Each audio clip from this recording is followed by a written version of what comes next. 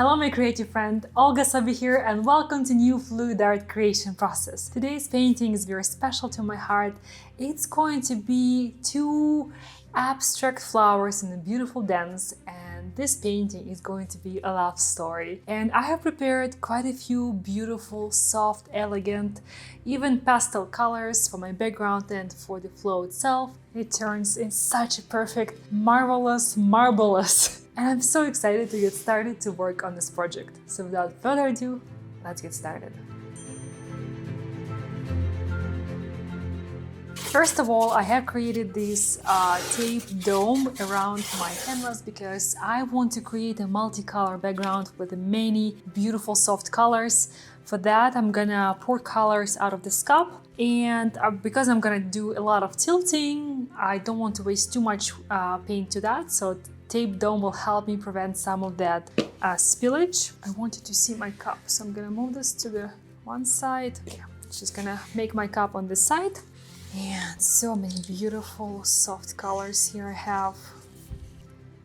For this size of the canvas, I actually need a lot of paint. I need about 48 fluid ounces. This cup is less, so I will fill up this cup, but I might need to add more colors just on the canvas itself. This is beautiful iridescent, purplish color. This is soft, muted purple and burgundy.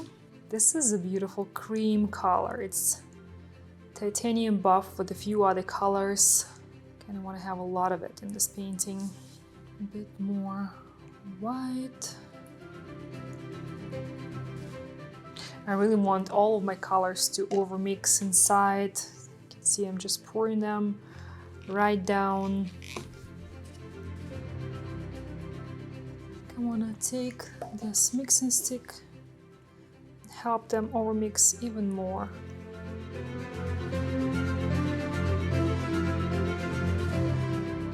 I got quite a few secret messages today. It's love, it's passion, it's happiness, joy, devotion, harmony, and friendship. And all of these are part of this painting's story. I need to bring my canvas back.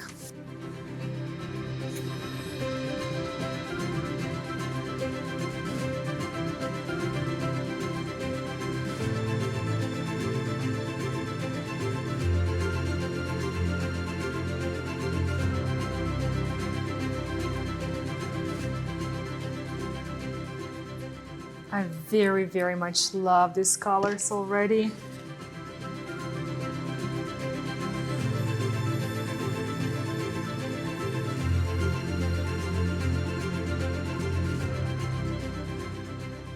As I tilt the paint, you can see that I work with very fluid consistency. You can see it's moving very easily and it's very dynamic, and thin consistency is what I personally prefer to use for almost, if not all, of my paintings, especially in the recent years. But if you're struggling with it, or if you don't know which consistency is right for you and what is the difference and why and how to test it, so how to tell which one is thin, which one is medium or thick, I invite you to check out my consistency cheat sheet and masterclass. You can get both for free on my website, SobyArtAcademy.com. Check them out.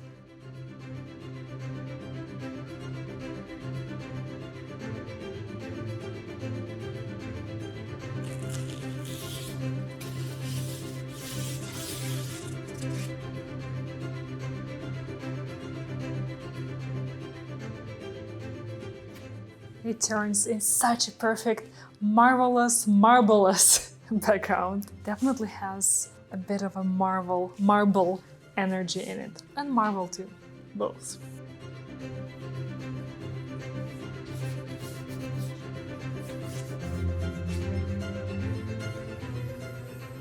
I am quite in love with this background. It's soft yet dimensional, and there is just so much details, and you can really see it when you look at it from this angle. So now I'm gonna work on the next section, which will be my flowers, and it's gonna be a very multi-step process for me.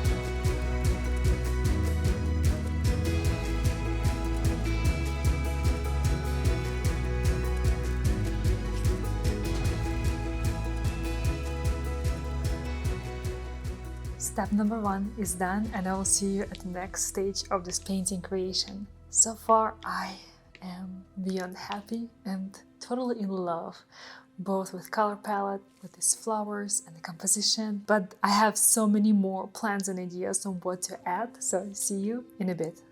It's working out very well, and if you would like to learn more about this embellishment technique, my masking technique, and many other embellishment techniques that I use in my art, and much more, all of these methods to make the art more refined, more interesting, more dimensional, more unique, I invite you to check out my Embellishment Mastery online course, where I will help you to master all of those embellishment techniques and different styles, so you can also make your art even more beautiful and unique.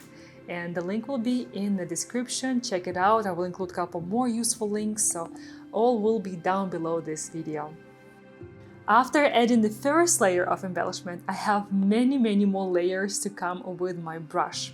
So the initial shape and the initial design is looking really beautiful, but there are a lot of areas where I want to add more definition, more contrast, especially in the stems of these flowers. They a bit overworked and overblended because I was doing finger swipe several times, because I really wanted to find the perfect shape and this perfect connection and show how these stems intertwine. So I played around a lot with it and it worked out well, but now I need to bring back that definition, and I'm using the same green color that I used for the painting itself. You know, the same colors, same mixture, so it's literally the same color that I used for the painting, and I'm just working with my brush to add that structure, a little bit of structure to these sections. And I also want to work on my leaves. I want to add a bit more contrast and slightly more defined outline in just a few sections. I don't want to make those leaves, you know, too sharp, but I feel like they will stand out just a bit better from this very light, very airy background if they will have a bit more of that contrast and outline in the lighter sections. And I'm using a few of the same colors that I used initially, so it's green and it's also a couple colors from my base, and I'm really doing a lot of blending, and I work in layers. So I don't just finish everything in one set. I add some embellishments with a brush, let them dry, come back in a few days and build on top or work in other sections. So what you're seeing right now, literally in minutes, it's actually weeks of working on details on this painting, but I really wanted to give it all of my attention, all of my dedication, because I want to make it just perfect. So enjoy this embellishment and touch-up process.